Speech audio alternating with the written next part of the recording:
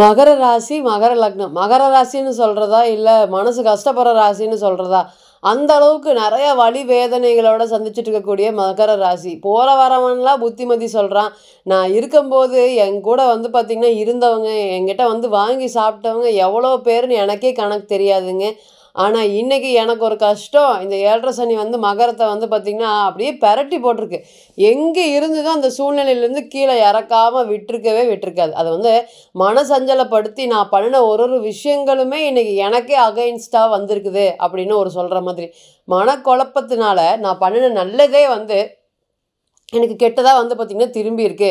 யார் யார நம்பக்கூடாதுன்னு சனீஸ்வர பகவான் எனக்கு வந்து சொல்லிக் குடுத்துட்டு போயிட்டாருங்க. அந்த அளவுக்கு பொருளாதாரம் சம்மந்தப்பட்ட விஷயத்துல என்னைய அடிச்சு நொறுக்கியிருக்காங்க அப்படிங்கிறத தான் சொல்லணும். இன்னைக்கு எல்லாமே முடிஞ்சதுக்கு அப்புறம் தான் தெரியுது யாரு நீங்க அப்படின்னு திருப்பி அடிக்கக்கூடிய காலம் கண்டிப்பாக வரணும்னு டெய்லியுமே வந்து கங்கணம் கட்டிட்டு இருக்கீங்களா அப்படின்னா எஸ் எஸ்.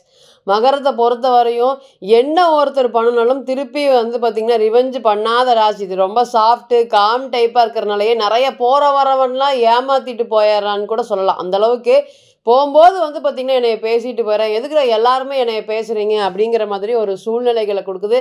ஒரு வழி 2 வழி இல்லைங்க. எல்லா வழியிலயுமே கஷ்டம். இந்த ராசிக்கு 7ஆம் இடத்துல சந்திரனோட சம்மந்தப்படுறதுனால, இந்த கடக ராசி மாரியே இந்த மகரத்த பொறுத்தவரை நம்ம எடுத்துக்கலாம். அதாவது அடுத்தவங்களுக்காக வாழ்றது, அடுத்தவங்களுக்கு ரொம்ப முக்கியத்துவம் குடுக்கறது, தான் என்ன பண்றோம்ங்கிறது தெரியாம இருக்கு. வெளி உலகம் தெரியாம ஒரே இடத்துக்கு வேலைக்கு போறது, இது எல்லாமே மகரத்த பொறுத்தவரையும் பெரிய, பெரிய, பெரிய பிரச்சனைகளா இருக்கு. இன்னைக்கு தொழில் சார்ந்த விஷயத்துல, வேலை சார்ந்த விஷயத்துல நம்பி இருந்தவங்க 10 வருஷமா, 15 வருஷமா ஒரே இடத்துல வேலை செய்றோம். இவங்க நம்மளை காப்பாத்திருவாங்க. பெருசு சம்பளம் வாங்கியிருப்பாங்களா அப்படின்னு கேட்டீங்கன்னா, வாங்கியிருக்க மாட்டாங்க. அந்த வேலை அப்படிங்கிறது கண்மூடித்தனமாக அந்த டீய குடிச்சு குடிச்சுட்டு வேலை செய்றது எல்லாமே இந்த மகரம் தாங்க. சோறு தண்ணி இல்லாம வேலை செய்றது. அது ஆணா இருக்கட்டும், பெண்ணா இருக்கட்டும், கடுமையான உழைப்பாளிகள். அந்த உழைப்புக்கு ஏத்த விஷயங்கள் வந்து பார்த்தீங்கன்னா, பணம், பொருளாதாரம் குடுக்குறாங்க, குடுக்கல அப்படிங்கிறதெல்லாம் யோசிக்கவே மாட்டாங்க. தனக்கு என்ன தோணுதோ அத செஞ்சுட்டே இருப்பாங்க. ஒரு வட்டத்த போட்டு அந்த வட்டத்துலேருந்து வெளிய வராமயே இருந்திருப்பாங்க. அந்த வெளி உலகம் தெரியாமயே இன்னைக்கு கடுமையாக பாதிப்படைஞ்சக்கூடிய ராசியாக மகரம் இருக்கு. பொதுவாகவே கடன் பிரச்சனைகள் மகரத்துக்கு சொல்லவே வேண்டியதில்லை. இன்னைக்கு யாருமே இல்லாம தனிச்சு விடப்பட்டிருக்காங்க. அத வேணா நம்ம சொல்லலாம். இன்னைக்கு ஒரு அண்ணன் இல்ல, ஒரு தங்கச்சி இல்ல, நல்லா பார்த்துக்கிட்ட அப்பா, அம்மா இல்ல. நான் பொருளாதாரத்துல அவங்களுக்கு சப்போர்ட் பண்ணேன். இன்னைக்கு என்னைய அவங்க விட்டு துச்சமா நெனச்சு ஓடிட்டாங்க. அல்லது 10 பேர் இருக்காங்க, 4 பேர் இருக்காங்க அப்படின்னா, என்னைய வந்து கடைசியா பார்க்குறாங்க அப்படிங்கிற மாதிரியான ஒரு காம்பினேஷன் இருக்கு. இது எல்லாத்துக்குமே நான் தான் காரணம் எனக்கு தெரியுங்க. என்னோட எங்கேயோ அடி விழுகுதுன்னு நெனச்சேன். ஆனா எனக்கு அப்படிங்கிறது வந்து எனக்கு தோணாம போயிருச்சு அப்படிங்கிற மனக்கவலைகள், மனக்குமறல்கள். இன்னைக்கு எனக்கு கடன் இருக்கு. எனக்கு சுத்தி யாருமே இல்லைங்க. கடன் மட்டும் தான் இருக்குது. ஆனா நான் பணம் இருக்கும்போது என்னை சுத்தி 10 பேர் இருந்தாங்க அப்படின்னு இன்னைக்கு அந்த பழச நெனச்சு நெனச்சு ஒரு ஒரு நாளும் வருத்தப்படக்கூடிய மகர ராசி. இன்னைக்கு சனீஸ்வர பகவான் உங்களுக்கு பெரிய பாடத்த அள்ளி குடுத்துட்டு போயிட்டு, தன்னுடைய வேலைய வந்து ஜென்ம சனி காலத்துல ஸ்டார்ட் பண்ணும்போதும் சரி, ராசிக்கு 2லயும் ஸ்டார்ட் பண்ணும்போதும் சரி, இன்னைக்கு பாருங்க ராசிநாதன் 3ஆம் இடத்துல முயற்சி ஸ்தானத்துல பலமா இருக்காரு. வீடு குடுத்த குரு அத விட பலமா இருக்காரு. அப்ப ஏதாவது பண்ணி இவனுங்களுக்கு வந்து பார்த்தீங்கன்னா திரும்பி வெளிய வந்துரணும். பழையபடி மீண்டு வெளிய வந்துரணும் அப்படிங்கிறதுல வந்து மனசு இருக்குதுங்க. ஆனா செயல்பாடுகள் அப்படிங்கிறது வந்து பார்த்தீங்கன்னா, எங்கனால பண்ணவே முடியவே இல்ல. நெறைய விஷயங்கள் அடுத்தடுத்து பாருங்க. இன்னைக்கு பாருங்க ராசிக்கு 2லயே ராகு. நீ என்ன மீறி எப்படி பொருளாதாரத்த வந்து பார்த்தீங்கன்னா, சேமிச்சுருவ அப்படிங்கிற மாதிரி ஒரு காம்பினேஷன். அதுவுமே மகர லக்னம், கும்ப ராசி, கும்ப லக்னம் மகர ராசியா வருது பார்த்தீங்கன்னா, இவங்க 2 பேரும் எழுதி வச்சுக்குங்க.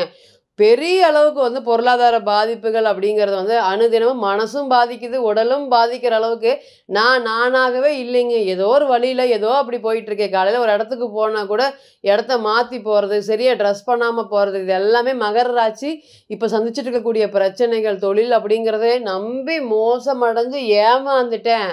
அல்லது நல்ல தொழில் வேலைக்கு போயிட்டு இருந்தோம். அதில எந்த பிரச்சனையும் இல்ல. செட்டில் ஆகுற நேரத்தில யாரோ ஒருத்தர்னால இந்தா இது பண்ணு, இந்த தொழில் பண்ணு, நீ வாழ்க்கையில ஜெயிச்சு வந்துரலாங்கிற தப்பான இன்ஃப்ளூயன்ஸ்னால இன்னைக்கு நான் வந்து இவ்வளோ தூரத்தில வந்து மாட்டிக்கிட்டேன். அம்மாக்காக பாடுபட்டேன்.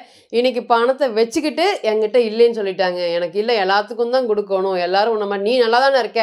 அப்படிங்கிற மாதிரி ஒரு வார்த்தைய பயன்படுத்துறாங்க. ஆனா நான் நல்லா இருக்கேனான்னு கேட்டீங்கன்னா, இல்ல. மகரத்த பொறுத்தவரையும் அடுத்தவங்க நல்லா இருக்கணும்னு இருந்து பழகிட்டாங்க. இன்னைக்கு எல்லாருமே முதுகுல குத்தியாச்சு. இதுக்கு மேல முதுகுல குத்துறக்கு யாருமே இல்ல அப்படிங்கிற மாதிரி ஒரு சூழ்நிலை. இந்த 2025 ஜூன் மாத பலன்கள் எப்படி இருக்க போகுது? ராசிநாதன் 3ஆம் இடத்துக்கு போயிட்டாரு. ராசிக்கு 2ல ராகு இருக்காரு. ராசிக்கு 4ல சுக்கிரன் திக்பலமா இருக்காங்க. உங்ககிட்ட வாங்கி சாப்பிட்டவங்களாம் ரொம்ப பலமா இருக்காங்க அப்படிங்கிறது சுக்கிரன் சொல்லுது. அக்காவா இருக்கட்டும், தங்கச்சியா இருக்கட்டும் ரொம்ப பலமா இருக்காங்க. உங்ககிட்ட பாட்டு பாடுறாங்க. என்கிட்ட இது இல்ல. அவங்க பல கோடி சொத்து வச்சிருந்தாலுமே, நீங்க பண்ணக்கூடிய இந்த சின்ன விஷயங்கள் 5,00,000 10,00,000 வரைக்கும் பெரிய அளவுக்கு பேசப்படுவாங்க. அதனாலேயே பொறாமப்பட்டுக்குவாங்க அப்படிங்கிறத இந்த திக்பலம் பெற்ற சுக்கிரன் சொல்லுது. அதேபோல ராசிக்கு 5ல சூரிய பகவான், ராசிக்கு வந்து பார்த்தீங்கன்னா 6ல வந்து குரு, ராசிக்கு 7ல செவ்வாய் நீசம் அடைஞ்சு ராசியை பார்க்குறாரு. இது ஒரு கொடுமைன்னு வச்சுக்கலாங்க. எங்கெல்லாம் நீசம் அடைஞ்ச கிரகம் ராசியை பார்க்குறதுனால முடியாது முடியாது முடியாது அல்லது ஜெயிக்க முடியாதுங்கிற எண்ணத்தை நீச கிரகம் சொல்லிக்கிட்டே இருக்கும். நம்மளுடைய பாசிட்டிவிட்டி நம்மளா வந்து பார்த்திங்கன்னா கிரியேட் பண்ணிட்டாலுமே இந்த நீச கிரகம் பார்க்கறதுனால திருப்பி திருப்பி நம்மளை இறக்கி விடுமா அப்படின்னு கேட்டிங்கன்னா இறக்கி விடும். அதே போல் ராசிக்கு 8ல் வந்து பார்த்திங்கன்னா கேது பகவான். இதுக்கு மேலே 8ல் கேது வந்துச்சுன்னா என்ன ஆகும்னு உங்களுக்கே எல்லாருக்குமே தெரியும். குருவோடைய கோச்சாரை இத்தனை நாளாக காப்பாற்றிட்டு இருந்த குரு தனக்கு என்னன்னு போய் 6ல் இருந்துட்டாரு. ஒன்று பாசிட்டிவ் அப்படின்னு கேட்டிங்கன்னா வந்து பார்த்திங்கன்னா ராசிக்கு 3ஆம் இடத்துல சனீஸ்வரன் பகவானும் சுக்கிரன் நல்ல திக்பலமாக இருக்குது. இந்த சூழ்நிலையில் எப்படி இருக்க போகுது? முதல் பயப்படாதீங்க. செவ்வாய் பகவான் வந்து பார்த்திங்கன்னா 15ஆம் தேதிக்கு மேலே சிம்ம ராசிக்கு பயணிக்கிறாரு. நீச கிரகத்தை விட்டு வெளியே வராரு. அதே போல் புதன் 6ஆம் அதிபதி 6லே வரப்போகிறார். இதனால் என்னென்னா கடன் தொல்லைகள் என்னால் பதில் சொல்லவே முடியலைங்க. இந்த கடனுக்கும் எனக்கும் சம்மந்தமே இல்லைங்க. இருந்தாலும் இந்த கடனுக்கு பதில் சொல்ல முடியாமல் தத்தளிச்சிட்டு இருக்கேன். என்ன பண்ணுறதுன்னு தெரியாமல் ஒரு இடத்துல வாங்கி இன்னொரு இடத்துல கொடுக்குறது, இன்னொரு இடத்துல வாங்கி இன்னொரு இடத்துல கொடுக்குறது, இப்படியே காலத்தை ஓட்டிகிட்டு இருக்கேன், காலத்தை தள்ளிட்டு இருக்கேன். என்ன நடக்கும்னு எதிர்காலத்தை நினச்சா எனக்கு பயமாக இருக்குதுங்க. என்னுடைய குழந்தைகளை நினச்சா எனக்கு பயமாக இருக்குது. டெய்லி வீட்டில் சொன்னால் அவங்களோட நிம்மதியும் கெட்டு போயிருங்கிறதுக்காக வீட்டில் சொல்ல மாட்டேன். ஏன்னா மகரத்தை பொறுத்தவரை ரொம்பவே சீக்ரெட். என்னென்னு வேலை செஞ்சிட்ருக்காரு என்னன்னு தெரியல அப்படிங்கிற மாதிரி தான் வீட்டில் பேசிட்டு போயிடுவாங்க. அதனால் இந்த ராசியை பொறுத்தவரையுமே வந்து பார்த்திங்கன்னா இனி கடன் பிரச்சனைகள் அனைத்துமே படிப்படியாக குறையும். நான் மேலே வளர முடியல, என்னுடைய வளர்ச்சிக்கு வந்து பார்த்திங்கன்னா யாரும் உறுதுணையாக இருக்க மாட்டாங்க அப்படிங்கிற சலிப்பு ரொம்ப அதிகமாக இருக்குது. ஏன்னா நீசகிரகம் பார்த்தாலே அங்கே சலிப்பு ரொம்ப அதிகமாக இருக்குது. அப்போ இனி வரக்கூடிய காலங்களில் ஃபஸ்ட்டு என்னால் வீடு கட்ட முடியல, என்னால் இடம் வாங்க முடியலைங்கிற சலிப்பு தான் இன்றைக்கி வந்து பார்த்திங்கன்னா மகரத்தை பொறுத்தவரையும் பெரிய அளவில் வந்து இருந்திருக்கு. என்னுடைய அண்ணா மாதிரி வர முடியல, என்னுடைய தம்பி மாதிரி சம்பாதிக்க முடியல, எங்களுடைய வீட்லேயே என்னை கம்பேரிசன் பண்ணுறாங்க அப்படிங்கிற மாதிரியான சுச்சுவேஷன் இருக்குது. இது எல்லாமே இனி வரக்கூடிய காலத்தில் படிப்படியாக வளரும். யாரும் தொட முடியாத உயரத்தை நீங்கள் தொட போகிறது உறுதி. அதனால தான் இங்கே குரு நீசம். இந்த ராசியை பொறுத்தவரை குரு நீசமாகி செவ்வாய் உச்சம் பெற்று எப்படி இருந்தாலுமே வந்து பார்த்திங்கன்னா செவ்வாய் உங்கள் ராசியை பொறுத்தவரையும் 4 11ஆம் அதிபதியாக வரதுனால ஒரு யோகத்தை கொடுக்காம போகவே மாட்டார். அதே போல் குரு நீசம் அப்படிங்கிறனால அந்த பணத்தோடைய அருமை தெரியலைங்க. ஆரம்ப காலத்தில் அது எப்படி வச்சுக்கணும், எப்படி காப்பாற்றணும் அப்படிங்கிற அருமை தெரியாமையே பல பிரச்சனைகளை நீங்கள் சந்திச்சுட்டு இருந்தீங்க. நிறையா இன்றைக்கெல்லாம் வந்து பார்த்திங்கன்னா 7 சனி செவ்வாய் நீசமாக இருக்கிறனால திருமணம் அப்படிங்கிறது கேள்விக்குறியாக இருக்கிற மாதிரி ஒரு சூழ்நிலைகள். நிறையா வரன் பார்த்தோம். வரன்கள் எல்லாமே திருமண வாழ்க்கையில் வந்து பார்த்திங்கன்னா பிரச்சனை ஆகிட்டே இருக்குதுன்னு சொல்கிறதும் சரி. அதே போல் சனீஸ்வர பகவான் மட்டும் இந்த மகர ராசியிலே உட்காந்துட்டாருன்னு வச்சுக்கோங்க. அதுக்கு மேலே எழுதி கொடுத்துடலாம். நீங்கள் திருமணம் அப்படிங்கிறது டிலே தான் ஆகுங்க இந்த ஜாதகத்துக்கு அப்படின்னு எழுதி கொடுத்த ஜாதகம் அனைத்துக்குமே இனி வரக்கூடிய காலங்களில் திருமணம் சம்மந்தப்பட்ட விஷயங்கள் நடக்க போகுது. அடுத்தது என்னன்னு கேட்டிங்கன்னா தனித்த சனி 7ஆம் இடத்தை பார்க்குறனால திருமண வாழ்க்கை அப்படிங்கிறதும் கஷ்டத்தில் இருக்குதுங்க. நான் சரின்னு சொன்னால் என்னுடைய ஒய்ஃபு கேட்க மாட்டேங்கிறாங்க, ஒய்ஃபு சரின்னு சொன்னால் நான் கேட்க மாட்டேங்கிறேன். பொதுவாக மகரத்தை பொறுத்தவரையும் தன்னுடைய பிரச்சனையில் யார் தலையிட்டாலுமே பிடிக்காது. இன்றைக்கி எல்லாருமே பேசப்படுற மாதிரி எல்லா விஷயத்தையும் இவங்களோட விஷயத்தை எல்லாரும் பேசுகிற மாதிரியான ஒரு சூழ்நிலைகள் எல்லாமே நடந்துருச்சு.